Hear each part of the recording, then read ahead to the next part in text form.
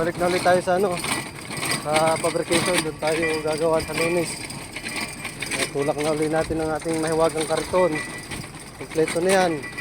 May cable, may hose, ayan ating welding machine, ayan ang ating argon tank, ayan ang ating balde, lagayan ng mga pinagamitan na pillar. Itong ating lagayan ng pillar, ayan ang ating box, lagayan ng aking mga ceramic, saka mga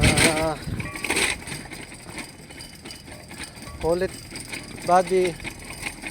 Ayan, sa baba may langis, may panglinis diyan sa kalawang, may pangligpis.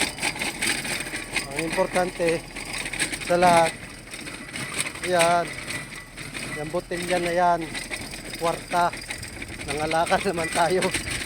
Dalawa yan ha, tatlo yan, tatlo, yun, nakapangalakal naman tayo.